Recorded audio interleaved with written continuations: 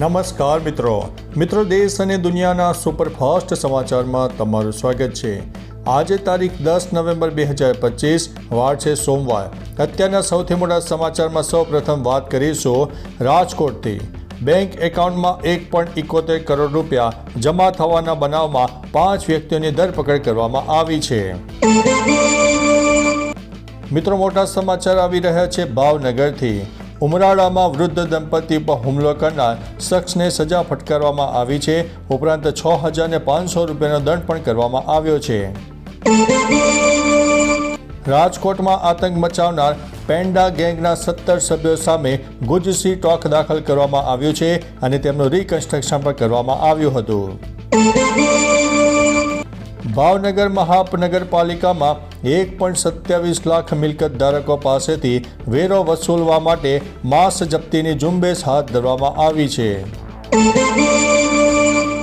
સુરેન્દ્રનગરથી સૌથી મોટા સમાચાર। ધાંગધ્રામાં ટ્રાફિક પોલીસ અને હોમગાર્ડ ગાડી પર ચડાવવાનો પ્રયાસ કરવામાં આવ્યો હતો। સુરેન્દ્રનગરથી મોટા સમાચાર। જિલ્લાના મૂડી એપીએમસીમાં ટેકાના ભાવે મગફળીની ખરીદીનો શુભ પ્રારંભ કરવામાં આવ્યો છે। ભાવનગરથી મોટા સમાચાર સામે આવ્યા છે। આંબલી ગામ નજીક કારમાં સવાર 5 શખ્સે આધેડને છરી બતાવીને લૂંટ ચલાવી હોવાની ઘટના સામે આવી છે। ખેડા અને આણંદના મોટા સમાચાર।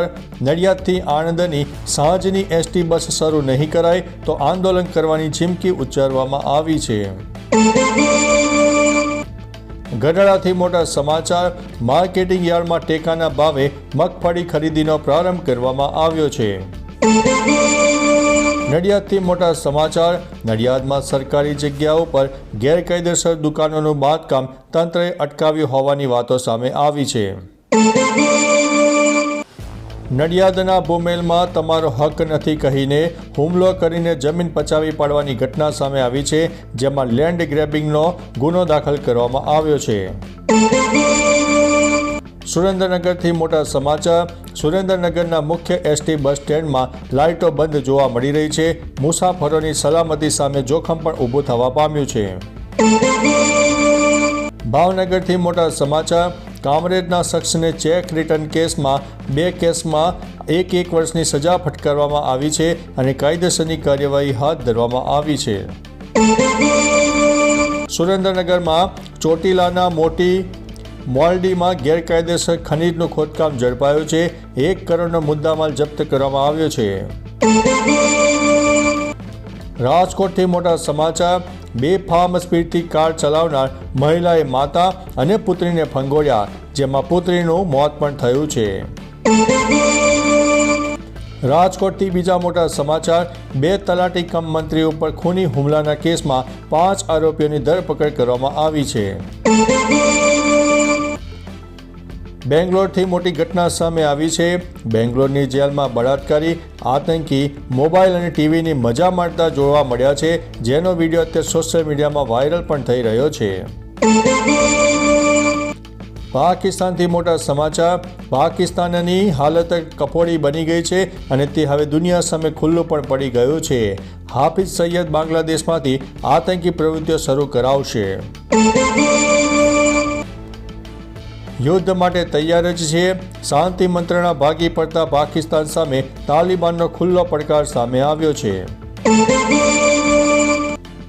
5 વર્ષોમાં કેન્દ્રને સરકારી ઓફિસોનું ભંગાર વેચીને રૂપિયા 4,100 કરોડની મોટી આવક થઈ જવા પામી છે। કોંગ્રેસની તાલીમ શિબિરમાં 20 મિનિટ મોડા પહોંચેલા રાહુલ ગાંધીને મળી સજા, લગાવવા પડ્યા 10 પુશઅપ। ભારતીય વાયુસેનાનું પૂર્વોત્તરના આકાશમાં શક્તિ પ્રદર્શન। 75થી વધુ વિમાનો સાથે કરી હતી ગર્જના। ગુરુગ્રામમાં પિતાની બંદૂકથી ધોરણ 11ના વિદ્યાર્થીએ ક્લાસમેટને મારી ગોળી, 2 સગીરની અટકાયત કરવામાં આવી છે। પાકિસ્તાન શાંતિ નથી ઈચ્છતું, ભારત જડબાતોડ જવાબ આપવા માટે રહે તૈયાર। મોહન ભાગવતનું મોટું નિવેદન અત્યારે સામે આવી રહ્યું છે। થાઈલેન્ડમાં બપોરના 2 થી 5 વાગ્યા વચ્ચે દારૂ પીવા ઉપર પ્રતિબંધ ફરવામાં આવ્યો છે। પ્રમુખ ડોનાલ્ડ ટ્રમ્પ ચાલુ કાર્યક્રમમાં ઊંઘતા ઝડપાયા છે અને તેનો વિડીયો અત્યારે સોશિયલ મીડિયામાં વાયરલ પણ થઈ રહ્યો છે. જાપાનમાં ઇવાતે વિસ્તારમાં 6.7ની તીવ્રતાનો શક્તિશાળી ભૂકંપ આવ્યો. સુનામીની ચેતવણી જારી કરવામાં આવી છે.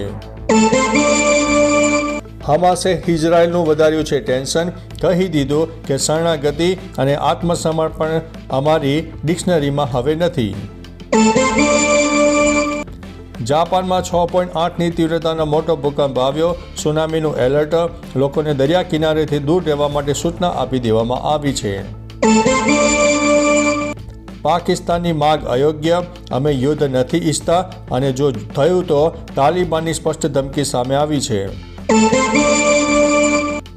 રશિયાના દાગેસ્તાનમાં અચાનક જ હેલિકોપ્ટર ક્રેશ થવાની મોટી ઘટના બની છે. 5 લોકોના થયા છે મોત. 2 વ્યક્તિઓ થઈ છે ઈજાગ્રસ્ત. હેલિકોપ્ટર ક્રેશ થવાનો એક વિડીયો સોશિયલ મીડિયામાં વાયરલ પણ થઈ રહ્યો છે. તો ચાલો મિત્રો, ફરીથી દેશ અને દુનિયાના સુપરફાસ્ટ સમાચાર લઈને મળતા રહીશો. ત્યાં સુધી અમને રજા આપશો. નમસ્તે.